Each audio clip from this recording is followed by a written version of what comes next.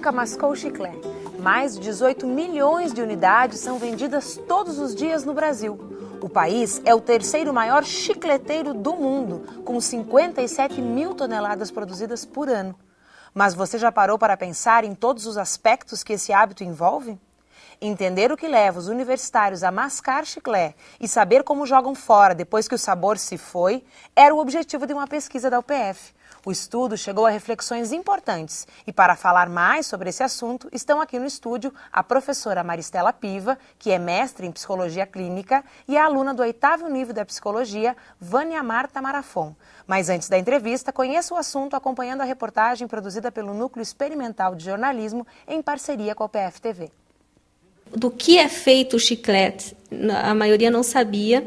A maioria respondeu que era couro de boi, na verdade é derivado de petróleo. Remete a um consumismo que a gente de algum produto que a gente não sabe nem do que é feito. E a gente pode analisar a partir disso hábitos comportamentais das pessoas, né? E que isso é só a pontinha do iceberg. Eles são companheiros constantes de muita gente.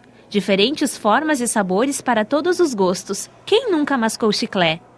Uma iniciativa de professores e alunos do curso de Psicologia da UPF estudou comportamentos que estão por trás deste hábito. A pesquisa do uso do chiclete por universitários envolveu a turma do 8º nível e chegou a conclusões interessantes. Nós encontramos uma média de 17 chicletes grudados embaixo de cada classe. Em algumas classes tinha 5, em outras tinha 40. A forma como muitas vezes o chiclete é descartado chamou a atenção dos pesquisadores e deu nome ao projeto. Tem chiclete na minha classe. Estudando uma temática que era inusitada, mas que, levando em consideração essa preocupação ambiental... A pesquisa foi feita com 300 universitários de 10 cursos da UPF. 78% dos entrevistados disseram ter o hábito de mascar chiclete. A maioria disse mascar pelo menos 2 vezes por semana e fazer o descarte correto. Vale lembrar que a universidade faz a limpeza das classes 1 vez ao ano. O trabalho é uma pesquisa-ação. Além de fazer o levantamento de dados, interfere no comportamento. Que à medida que os alunos foram respondendo as questões do questionário, eles foram, consequentemente, repensando as ações que eles tinham até então sobre esse determinado assunto. O hábito de colocar o chiclete embaixo da classe, ele pode ser entendido como um ato de transgressão, uma contracultura, digamos assim, né? Mais de 20 alunos se envolveram na coleta e análise dos dados. O trabalho é um projeto de iniciação científica e insere os acadêmicos na produção de conhecimento. Por a gente estar na reta final do curso, a gente ainda não tinha tido nenhuma experiência de pesquisa. Foi uma oportunidade de saber exatamente como se faz, quais são, o que tem que constar numa pesquisa, objetivos, metodologia. Dados relacionados à origem, consumo e reaproveitamento do chiclete também foram identificados. Assim, acontece a interação entre as diferentes disciplinas. A questão do quanto o chiclete, digamos assim, se reporta para a economia, para as oportunidades de emprego do país, e depois, por outro lado, o quanto isto poderia, né, o descarte do chiclete poderia ser reaproveitado e movimentar, quem sabe, né, outros cursos, como a própria engenharia ambiental, a própria química, a própria questão da própria educação ambiental. Nesse sentido, o estudo, então, se reporta, fazendo este link com estas várias áreas do conhecimento. A partir do descarte não adequado desse chiclete, o que mais a gente está descartando, o que mais a gente está fazendo com o meio ambiente que às vezes a gente não se dá por conta? O que mais eu estou fazendo para contribuir com esse lixo todo que a gente tem aí, né? Professora Maristela, e essa combinação, chiclete e psicologia, como é que os alunos chegaram a esse tema? Foi, na verdade, uma coisa inusitada que aconteceu quando a gente estudava uma forma de pensar um tipo de pesquisa que agradasse a turma inteira. Mas, na verdade, assim, todos os hábitos que a gente tem no cotidiano são hábitos comportamentais e muitos deles não nasceram com a gente. Eles foram se construindo no desenvolvimento das pessoas e no entorno histórico-social em que elas convivem. Então, se a gente vai pensar que hoje a gente masca chiclete e que esse é um hábito frequente, isso não era no passado. Então, também poder entender tudo que vai marcando a construção da subjetividade e aquilo que marca no contemporâneo, o que é comum, o que não é comum, faz parte, sim, de algo que a psicologia deve e pode estudar. Aliás, eu estava lendo alguns materiais do projeto, né, e descobri que o chiclete não é uma novidade. É isso, Vânia? O que vocês descobriram na pesquisa de literatura? Sim, há milhões de anos atrás utilizavam, na verdade, nas guerras, na Segunda Guerra Mundial também, os próprios militares que estavam lá utilizavam a questão para não congelar a própria mandíbula. E era retirado de uma resina, lá pelos astecas, utilizavam uma resina de uma planta, então isso vem vindo de lá, de muito anteriormente, né? Uma coisa, claro, não com todas as modernidades que hoje em dia tem, mas é um hábito, sim, muito antigo, com certeza. Agora, então, antigamente ele tinha um uso terapêutico, até manter a mandíbula aquecida, né? Hoje a gente tem a questão do mau hálito. Muita gente fuma e masca chiclete em função de que fuma para acobertar o mau hálito. Mas não é só isso, né? O chiclete, na modernidade, ele adquiriu outros significados, professora. Veja, uma coisa que a gente observou justamente foi perguntar para os alunos, né? Em que situações eles mascavam chiclete. E a maioria deles diz que usa o chiclete para favorecer um bom hálito. E a maioria deles diz que usa o chiclete na balada. Então, tu veja que isso parece que é um casamento harmônico, né? Melhorar o hábito na balada parece que faz sentido, né? Mas os autores dizem que o chiclete também poderia servir até para ajudar na concentração. Na nossa revisão teórica, alguns autores na Inglaterra dizem que a própria mastigação ela vai movimentar determinadas áreas do cérebro que despertariam, digamos assim, e manteriam aceso determinadas áreas do cérebro que favoreceria, por exemplo, numa prova ou quando tu está estudando, se manter mais alerta. Mas, na verdade, né, o que a gente pode perceber? Que a questão do fumo no nosso estudo não foi algo assim presente. Nos chamou a atenção em termos de hábitos comportamentais que a maioria dos estudantes hoje não fuma. E entre aqueles que fumam, nem todos associam o fumar com o hábito de chiclete. Parece que as coisas não estão tão associadas assim. Bom que tem menos gente fumando, né? Com certeza. Ou aparentemente. Vânia, como é que vocês organizaram essa pesquisa? Enfim, vocês são um grupo bem grande de alunos, né? Quem vocês entrevistaram? Quantas perguntas vocês fizeram? Quais as principais perguntas? Uhum. Nós nos dividimos, na verdade, com a orientação da professora, foi dividido a turma, foram selecionados aleatoriamente, assim, 10 cursos, né? E onde a gente entrevistou 30 alunos de cada curso, um total de 300 alunos. Foi dividido em duplas, trios, e nós íamos até a sala e conversávamos com o professor e aplicávamos a pesquisa, né? A pesquisa eram 13 questões, foram algumas questões assim que nos chamaram a atenção, foi a quantidade, principalmente, eu acredito, entre todos, assim, do que era feito os chicletes. A maioria desconhecia, dizia que era de couro de boi, e na verdade a base é resina, a base de petróleo, né? Estamos consumindo algo que nem sequer sabemos do que é feito. E a partir disso, quantas outras coisas que nós talvez estamos consumindo e a gente nem não sabe do que é feito, né? Mas a pesquisa ela tinha um foco, né, Maristela, que era a questão do descarte, isso? Isso, né? Estudar o hábito comportamental e a partir disso ver como era feito esse descarte, porque nós já tínhamos visto com uma certa antecedência na nossa própria sala de aula o número de chicletes grudados embaixo das classes. Então a gente tentou fazer essa ligação justamente assim, pensando, estudar um hábito comportamental e fazer esse link nesta preocupação com o meio ambiente, também para sensibilizar o aluno da psicologia do papel que ele também tem nesta questão de influenciar comportamentos que podem ser comportamentos proativos para se pensar na qualidade do meio ambiente. Por isso a gente fala em investigação-ação, ou seja, à medida em que os alunos fazem a investigação, eles já provocam algum tipo de reflexão nos investigados. Sobre aqueles que respondem à pesquisa. Então, justamente como a Vânia falou, depois que foi aplicado o questionário, eles convidavam os alunos respondentes a virarem as classes e contarem o número de chicletes que havia em cada uma das classes. Esse tipo de análise não fazia parte do questionário, mas foi algo que foi analisado ali. E nesse momento já apareceu, né, muitas manifestações dos alunos. Nossa, credo, quanto chiclete, e expressões do tipo, não foi nós que colocamos aqui, tem outros que frequentam esta sala, né? E nós que é estávamos verdade. comentando antes de começar o programa que aquele que gruda, o fato de alguém grudar o chiclete embaixo da classe é mais ou menos um gesto muito parecido com aquele que esconde a sujeira embaixo do tapete, né? Ou que joga o lixo num cantinho da rua porque acha que ninguém está assistindo. Quer dizer, pode ser uma evidência desse tipo de comportamento? Pode, dessa descomprometimento das pessoas, né, com o cuidado que tem que ser coletivo. Provavelmente, tu não vai grudar chiclete embaixo da mesa da tua casa. Né?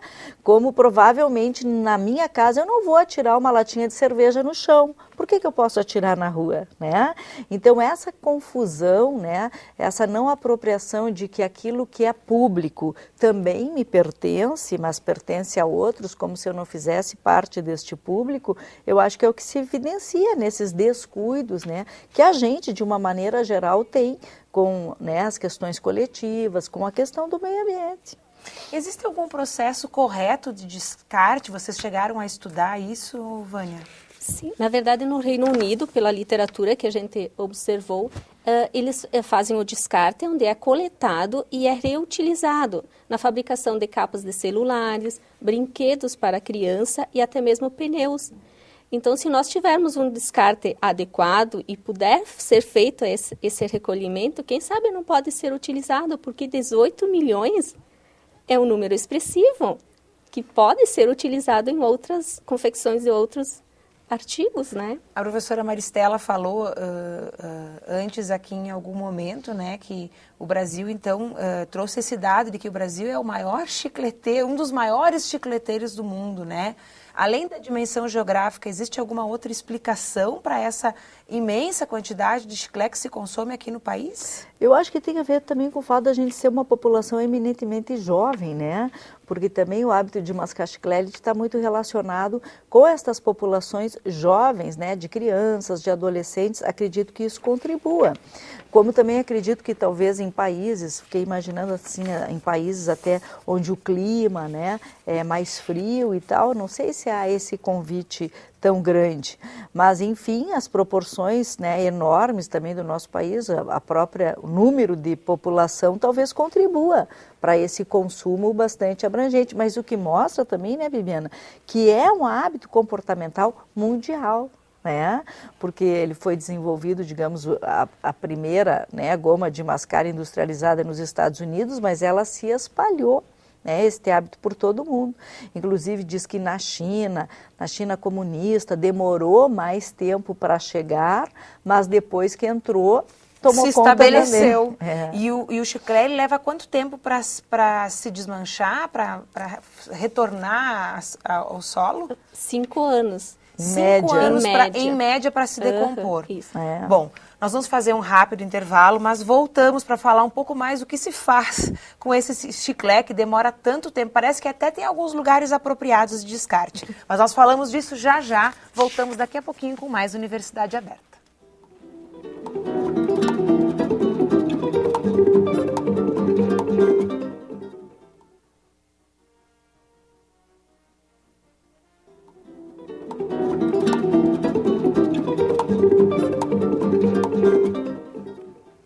Uma pesquisa da UPF estuda o uso do chiclete por universitários. O trabalho leva em consideração aspectos comportamentais, analisando por que os estudantes mascam chiclete e onde jogam a goma quando não a querem mais. Para falar sobre os resultados da análise, continua com a gente aqui no estúdio a coordenadora do projeto, a professora Maristela Piva, e recebemos também o acadêmico do 8º nível de psicologia, Alessandro Sassi da Silva. Maristela, a gente falou coordenadora do projeto, mas ele não é um projeto extracurricular, né? Ele integrou uma disciplina. E nós falávamos aqui no intervalo sobre a importância de algumas pesquisas dentro da universidade se darem nesse formato. Eu acho que exatamente, eu acho que isso talvez é o grande mérito dessa pesquisa, porque a gente trabalhou, né, com alunos que estavam na formação de uma disciplina teórico-prática, que tiveram a oportunidade de, no primeiro semestre, fazer toda a construção de um projeto de pesquisa e no segundo semestre levar isto a campo coletar os dados, fazer análise, discussão, apresentar estes dados para a comunidade, mostrando que a pesquisa não é algo que está distante para um doutor, né, que tenha toda uma formação nesta área. Ela pode fazer parte desta formação inicial do aluno, estendendo nestes o gosto pela pesquisa, né, e ver que isso é fácil. Tem mecanismos, tem metodologias, mas não é uma coisa que não está ao alcance de quem se dedica para esse trabalho como eles fizeram. E não só do processo de pesquisa, mas também dos assuntos pesquisados. Exato. Porque às vezes a gente fala, ai, pesquisa científica, e parece que tem que ser de um bicho raro, de uma doença rara. Na verdade, nós estamos aqui pesquisando o comportamento das pessoas no uso do chiclete, que é algo mais presente no cotidiano de jovens, adultos, crianças. Quer dizer, não é um assunto, né? Pesquisa científica e cotidiano caminham de mãos dadas e não ao contrário, né? Exatamente. Aproveitando esse gancho, o Alessandro tem uma experiência em relação a essa pesquisa bastante distinta para contar, que é a viagem à Argentina, é isso, Alessandro? Foi para o Uruguai, né? Uruguai, Isso. perdão, isso. Nós estivemos junto com a professora e mais uns colegas no congresso da ULAPSE no Uruguai, que foi final de abril, se não me engano, e essa pesquisa foi apresentada lá. E o interessante foi que durante o processo de apresentação, a nossa apresentação acho que foi uma das últimas, se não me engano, e o pessoal estava curioso para saber do que se tratava a nossa pesquisa. E quando eles ficaram sabendo que o assunto era a pesquisa sobre chiclete, teve uma certa surpresa de quem estava lá, porque era um assunto mais... As outras pesquisas, elas estavam mais relacionadas a revisões bibliográficas, sabe? A umas coisas mais teóricas, conceituais e pontuais da psicologia, e não relacionadas a chiclete, como foi o caso, né? E até como já foi falado no bloco anterior, várias curiosidades assim surgiram na pesquisa, e era interessante ver a reação dos colegas que estavam assistindo a essa apresentação, que ele, de fato não se tinha tanta noção de até onde vai o assunto, chiclete, comportamento, tudo isso foi bem interessante. O que, por exemplo, na pesquisa te chamou mais atenção em termos de dados coletados?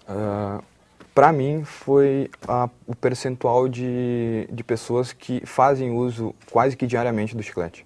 É um percentual bem alto, aí, foi 78%, eu acho, dos alunos entrevistados. Esse foi o dado que me chamou mais atenção. Eu particularmente não tinha noção desse todo, assim, que fosse tão grande esse consumo.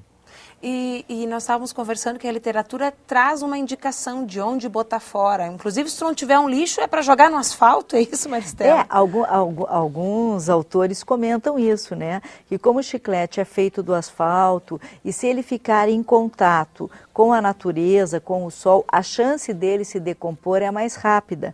Então, que devolvê-lo para o asfalto não seria de todo inadequado. Claro que o especial, que o adequado seria a gente ter um lixo específico para o chiclete, para isso, de fato, se fazer esse reaproveitamento, que em alguns países tem sido feito justamente até para tapar buraco no asfalto. Né? Olha, bom, nós precisaríamos aqui, né? Seria útil. Seria útil aqui na nossa região. Alessandro, como é para ti, acadêmico, né, desde no 8º nível, quer dizer, já está te encaminhando para o final da profissão, te envolver com uma pesquisa desse tamanho e que é uma pesquisa de campo, que exige o uso da entrevista com um grande número de pessoas? Eu acho que isso foi particularmente fundamental para a nossa construção, assim, enquanto profissionais, e enquanto, quem sabe, até futuros mestres, futuros professores que vão replicar essas atividades em sala de aula. Por ter sido uma pesquisa coletiva desenvolvida dentro de uma disciplina, com vários outros colegas que faziam parte, ela foi particularmente difícil em função de organizar, sabe? Aí isso também dá uma vivência prática de uma forma de gerir, não só pesquisa, mas qualquer outra atividade que a gente venha desenvolver no mundo profissional. Além disso, justamente o fato de estar em campo, em contato com outras áreas do conhecimento, apesar de sermos uma universidade, a gente está separado por prédios, digamos assim, isso foi muito interessante também, porque a gente se colocou assim, Tu notou diferença em termos de consumo do chiclete, e isso pode evidenciar também um comportamento de uma faculdade para outra, de um público que cursa faz determinada graduação e outra? A gente teve uma noção assim do pessoal da odontologia, que tinham uma percepção um pouquinho maior dos hábitos que seriam saudáveis, e o chiclete ele não está incluído num hábito que não é saudável. Então, a maioria, o dado maior de que faria bem para a saúde foi encontrado na odontologia. Também foi os que mais mascam. São os que mais mascam. Mas então eles devem escovar os dentes com muito mais frequência do que os outros.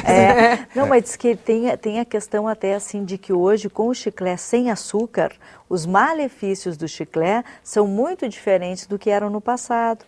Então talvez o chiclete, até por o pessoal da odonto, ele também é usado para favorecer o hálito, porque é um profissional que fica muito perto de fato, né, do seu cliente, rosto, do rosto, da boca.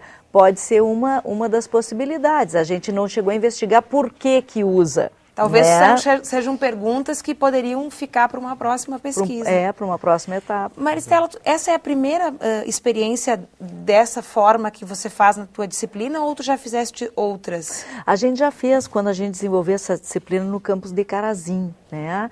E lá nós fizemos 2 estudos que foram interessantes. Um foi sobre o bullying, quando nós também entrevistamos estudantes da universidade no campus de Carazinho. Que também é bem ligado ao cotidiano hoje, né? Para ver assim, as experiências que eles tinham e até se eles também sofriam bullying na universidade, né? E outra pesquisa que a gente fez foi uma outra pesquisa de campo também relacionada à rádio, né? Quando a gente pedia que a comunidade, nós tínhamos parceria com um programa de rádio em Carazinho, onde a gente pedia que as pessoas trouxessem perguntas sobre o que elas achavam que o psicólogo poderia ajudá-las, tentando fazer esse levantamento, assim, o que a comunidade pensa e sabe sobre o trabalho do psicólogo.